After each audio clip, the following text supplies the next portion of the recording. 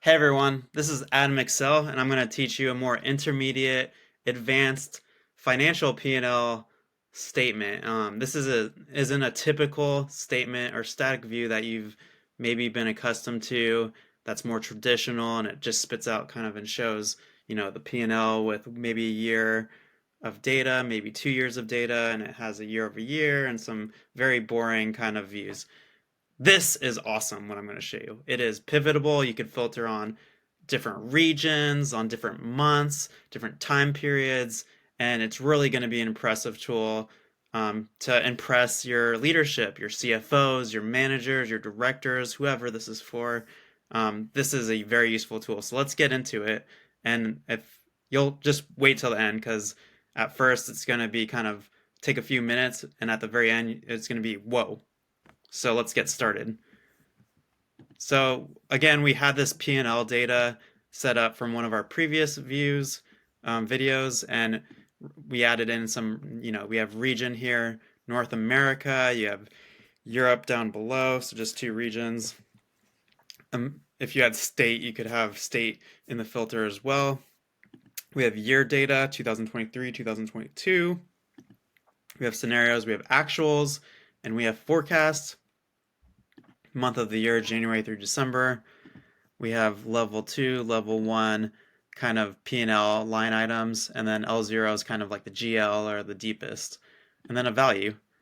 So this is kind of the P&L view that our company uses, right? It's a very simple view. Maybe it's a startup, it doesn't have that many line items, but whatever. If you're a big company, you'll just have more, and it's going to be even more impressive. So we have this very traditional P&L that accounting comes up with or finance comes up with every month that we review. Now, we've been doing this for decades, and we just want to do something a little bit more impressive. So let's get started. So first, I just need to have more space here. We need about 50 or so rows. You could skip 1,000 rows. It doesn't really matter. I already know that 50 should be enough here because I tested it. So I insert these rows, and you have the P&L kind of down below. So what we're going to do actually is build a pivot table above. We're going to utilize get pivots rather than sum ifs, which is what the current P&L has, because get pivots are honestly the best formula there is, in my opinion. A lot of people hate get pivots because they don't understand it, but I'll show you kind of how to use it. So we're going to start with a pivot table. We're taking the data, we're inserting a pivot table to the existing worksheet, cell A1, why not? Boom, you got a pivot table. What we're gonna filter on is, we're gonna filter on the region, so North America, and month. And if you had state or country, like that would be an even more useful kind of P&L, right? So like, I'm sure your company has lots of data. You could pivot on many things, right? You could pivot on 8 different things, and every time just filter and see a different P&L view. It's awesome. So yeah, let's get started. So here we go. We got that. We're gonna add in year. We're gonna need year in the rows, scenarios in the rows, and then we just need L2 in the rows to get the full view, and then dollars or values in column B there. So we should have everything we need. We're going to convert these sum ifs to get pivots. Very simple. So we'll start with an equal sign, and all you do is click on any cell, any of the values, right? It doesn't matter because I'm going to update it and correct it. So this is the new get pivot formula that I have. And I'm going to just delete the cogs because that's not what we're looking for. And I'm going to update it to link to marketplaces. I'm going to lock it in column B, and boom, now I have marketplace data. Unfortunately, it's for the wrong year. I think actuals is correct, but let's correct actuals permanently so we could be more dynamic. So actuals now will be locked to row 54. The year 2022 will be updated here and locked to row 53, and we're good. So all I'm going to do is now paste this formula all the way down, and as you can see, when I paste it, the numbers stay the same because it's correct. So I'm just updating these sum-if formulas to be get pivots. So now I have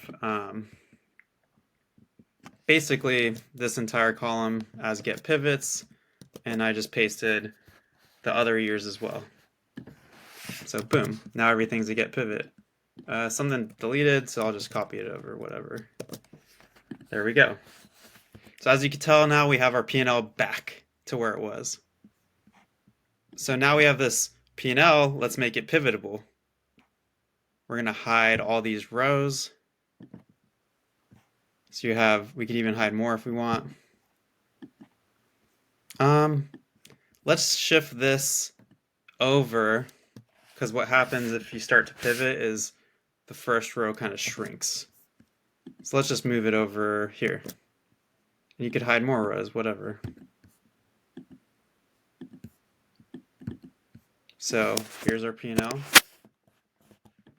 Check this out. So once we do it, we could click North America, and it updates to North America. So now we have a North America P&L. If you really want, you could do something cool like equals this and P&L, right? So now you could do, this is just, I'm just messing around now, but showing you how it could be cool, right? You could say, oh, we got the North America P&L, and then we got the Europe P&L, and then if you got both, it's the all P&L. It doesn't matter. You could make it however you want. And then you could update the month. So if we want to just look at January, we got the January P&L. If you want to look at Q1, we could actually make another filter if we want, right? So let's just add a quarter filter. Quarter. And we could do a VLOOKUP, January, February, right? And just bring it down.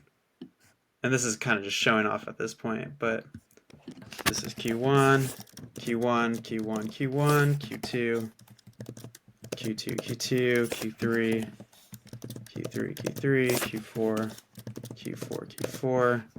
And we're going to do a VLOOKUP, one of our cool beginner to intermediate formulas that we learned just a few minutes ago, if you were watching the other video.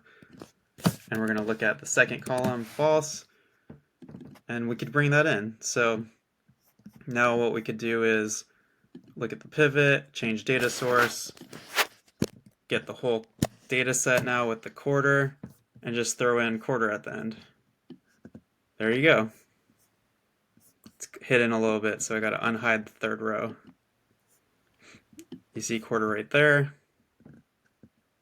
And then we're going to go back and hide these rows.